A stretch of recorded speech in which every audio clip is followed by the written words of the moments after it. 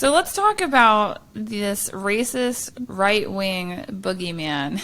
So we're talking about these trad communities, and we're talking about the right wing, and the left, their perspective is that there are racist on the right wing. And I'm not going to pretend like there aren't. It just, to me, I think people care way too much about racism. I have a multi-ethnic family. My perspective on racism is I just want to know what it is, how it works, so I can work around it, because I don't want it to prevent my success at all. And it just never really bothered me that much. Like, I'm more offended by being called right wing than I am offended by being called any slurs that are in reference to being Latina. That's just where I'm at. Because anytime I've been reduced to right wing, I'm like, you really just want to tell me screw you. Like, that's really what you want to do. And when it comes to, these extremist fundamentalists, this movement, because the trad wife situation is often referred to as a movement, there's no charters. Like, this is just a bunch of sociopathic, neurotic, and narcissistic people that are on the internet that the algorithm gives engagement to. And so that is the boogeyman that is there. And it's just online. I haven't seen a movement of trad wives in real life. I have seen, some, very few, some traditional conservative women that will argue at a local school board, but that's about the extent of this movement. It remains electronic. It's also why I don't really care much about people who think that there's the danger of the incel. They're just going to go mad. They're going to do horrible things. Like, most of them they're not going to do nothing. I don't even know if they're going to leave their house. So, yes, would you like to address this right-wing racist boogeyman? Yeah, well, I would say they're they're very parochial people that live in a certain type of community and they feel threatened by outsiders. And I think that's completely natural if you're from, a homogenous community and there's someone different that you don't like them. I think that's the origins of any kind of racism. And I think that's actually fair and exists in every culture around the world. Every tribe is wary of outsiders and suspicious of them, and it's natural. It's like a self-preservation strategy. And another one is, marrying within your culture. That also makes total sense, because when you are marrying someone, you need someone to understand the way that your mind works, the biases that you have about the world, your taste in music, literature, the things that you enjoy, the food that you enjoy, all of these things, or even the goals that you have in life. These things are all products of your culture, and people who are from the same culture have an easier time with marriage because that's one less challenge to overcome, because they can understand each other's language, understand each other's cultural expectations a lot more easily. So it's totally fair to want to marry within the same culture, and usually that means the same race, because culture and race are inextricably linked, but not completely. And that's where I think a lot of these right-wing, parochial, troglodytes miss out, because they're forgetting the fact that we don't live in cultures that are barred by, stone walls between them. People can immigrate, they can move to different countries and grow up in a place that's completely different than their ethnic cultural roots, and therefore they can have multiple cultures. They can have, there's something called a third culture kid, which is someone whose parents' ethnic roots, where they were culturally brought up, is completely different from where they're brought up. And so they don't really share their parents' culture in the same way. And I would consider myself a third culture kid because I was raised in Canada, but my parents were raised in India. So there are a lot of things culturally that I understand from other Indians, but there's a lot more that I don't get along with them about, or I don't align with them. So, someone who's raised in India is going to have a very different culture compared to me.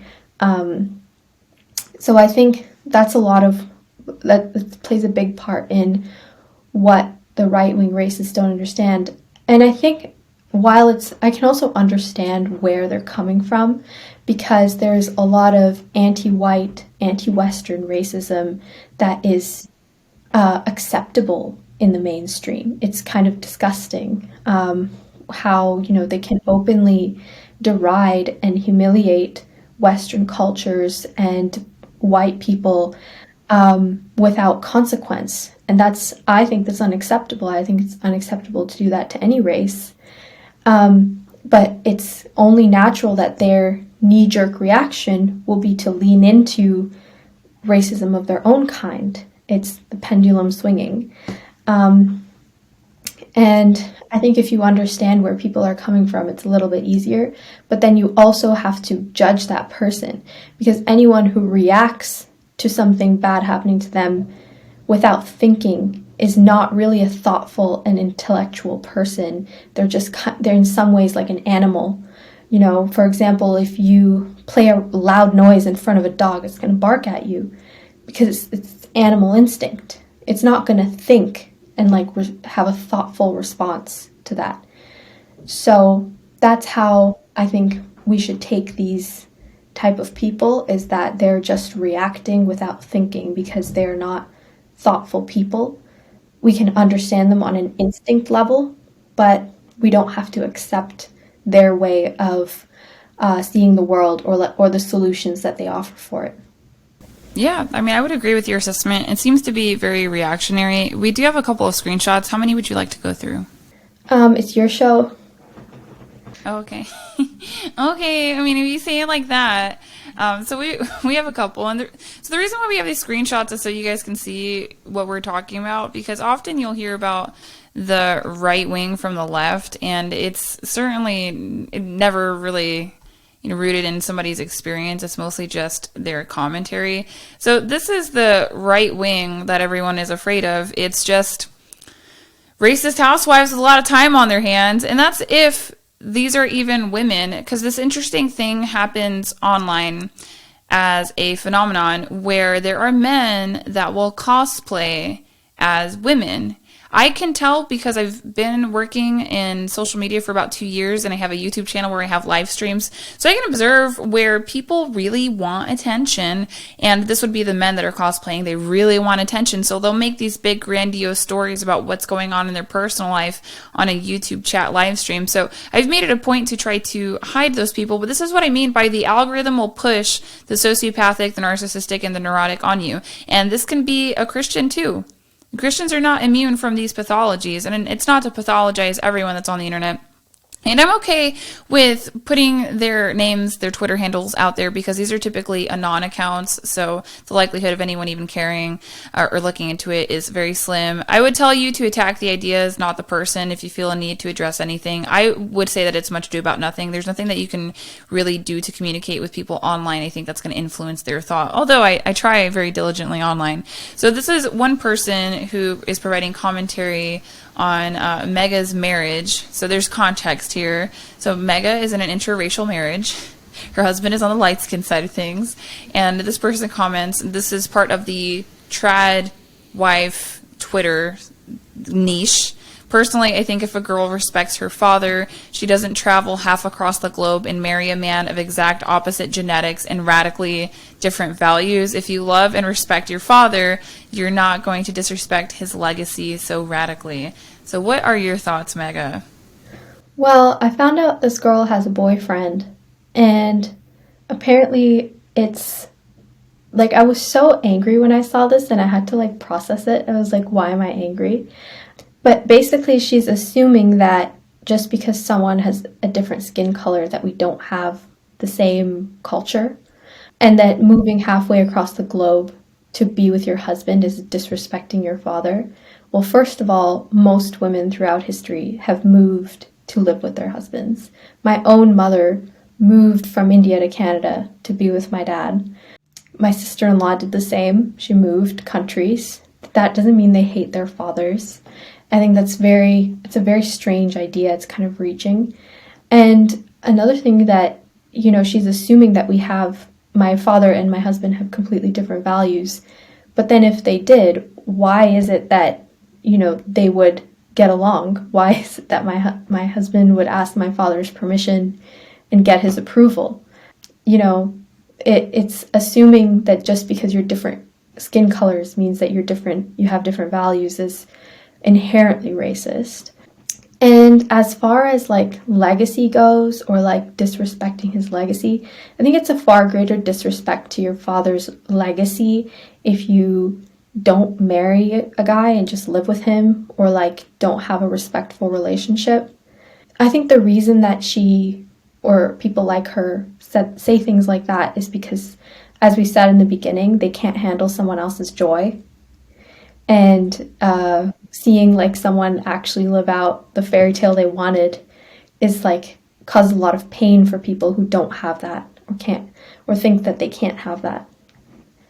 So she's playing the race card because, well, that's all she can do. That's the only thing that she can pick out from it that she thinks would be an acceptable argument when it's not.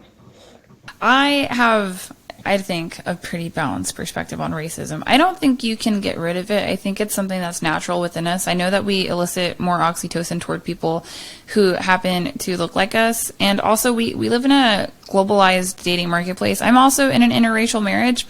But I think in some ways, you just end up liking who likes you.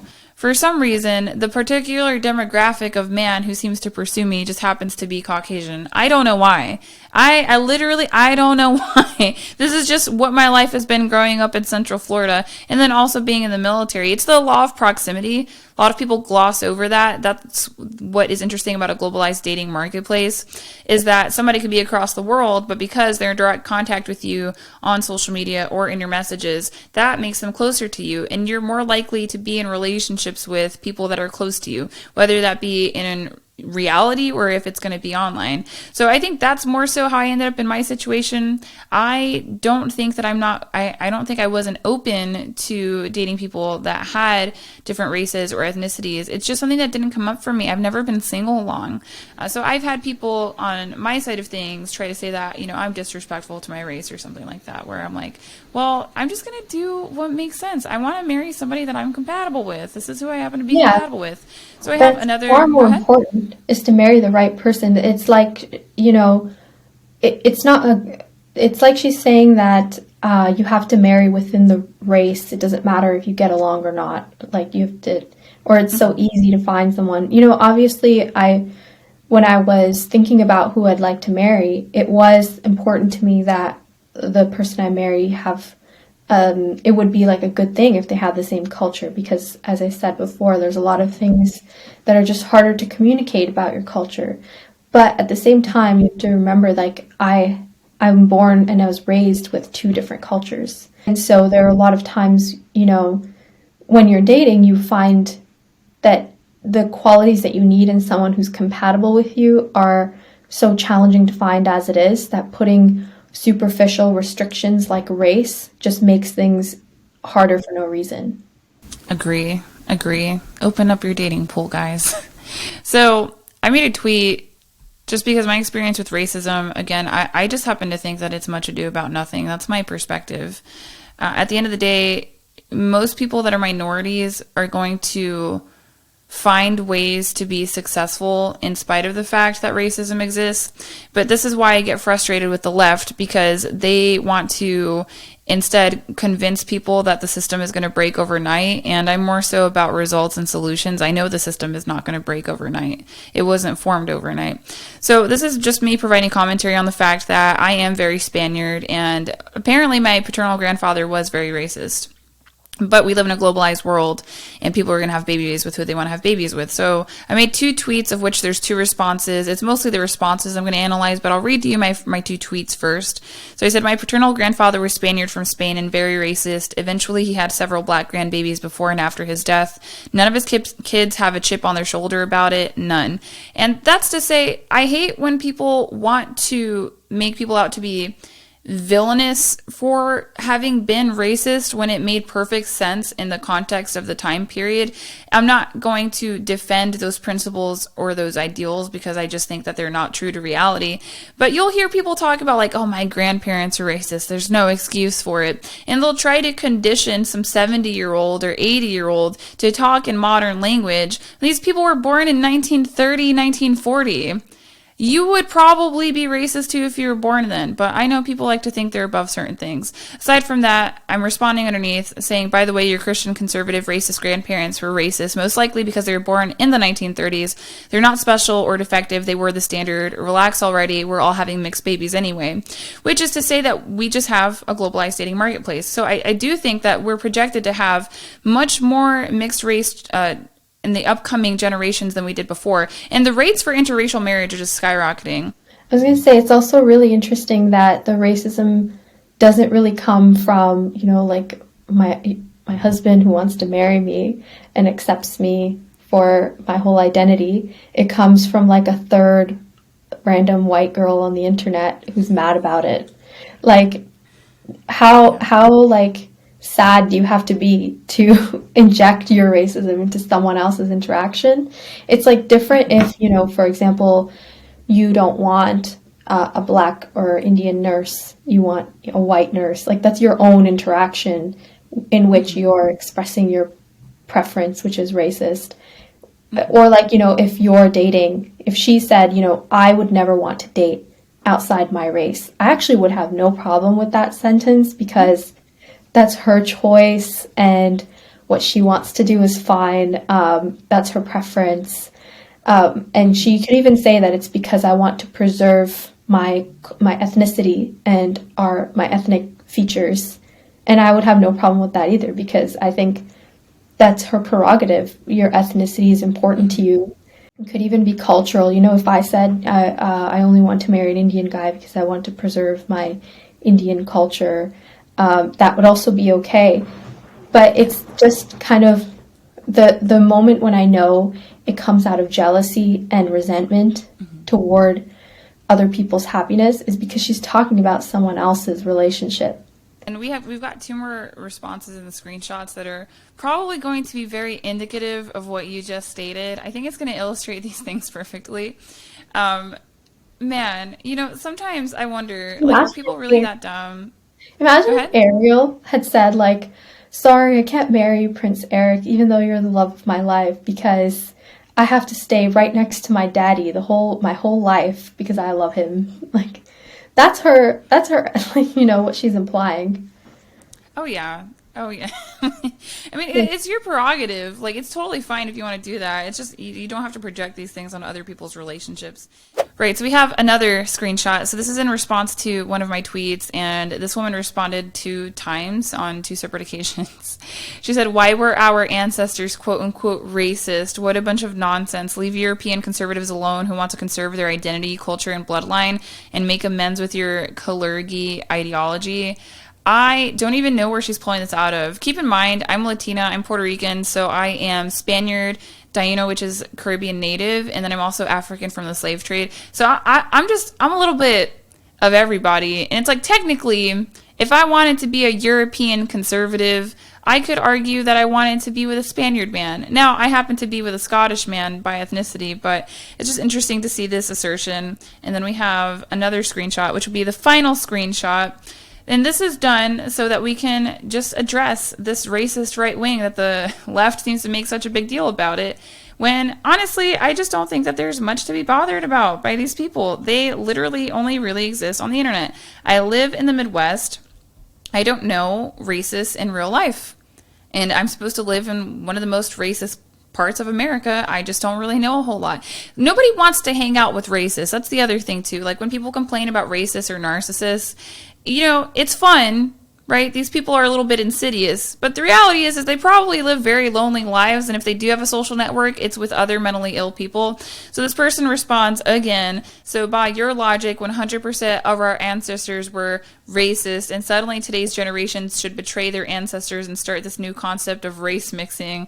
If our ancestors used this logic, Europe as we know it and all European-based countries would not exist today. I think this person has such this idea, and anyone who espouses it has basically no education in history. And that's why I think a lack of education is the Achilles heel and the greatest weakness of the right wing. Because, if you had studied European history, you would realize just how much race mixing happened for millennia. So it's not just from, the Silk Road or connecting to the East. but, wars that occurred. Did you know that the Gauls who, lived in modern day France, they considered Romans to be a different race entirely. And so when Caesar took Gaul, it was considered, and when they raped and pillaged, it was race mixing. Or when the Crusaders went, or when before the Crusades in 800 AD, there were a lot of Arab invaders in Europe for hundreds of years. I think there's like a big chunk of time, a few centuries, where most of Italy was Arab. They mixed, obviously, with the people who lived there naturally. When the Vikings took over England and northern France, what is today northern France and Belgium, like there was race mixing happening there. They considered each other different races, different bloodlines, and there was mixing because it's inevitable. There's also race mixing when they traveled to the New World, when they traveled east later on, when they traveled to the Middle East for the Crusades in North Africa. This idea of a pure bloodline is a myth because there's no such thing. There's no perfect record, and it makes sense because there are some aspects of race that you can distinguish, like skin tone, nose shape. You can tell Ethiopians from other Africans, for example. They have a very distinctive features. But when it comes to like preserving a bloodline, you have to ask yourself, what is the purpose of preserving a bloodline? How does that serve you personally? And how does that serve the world at a greater level?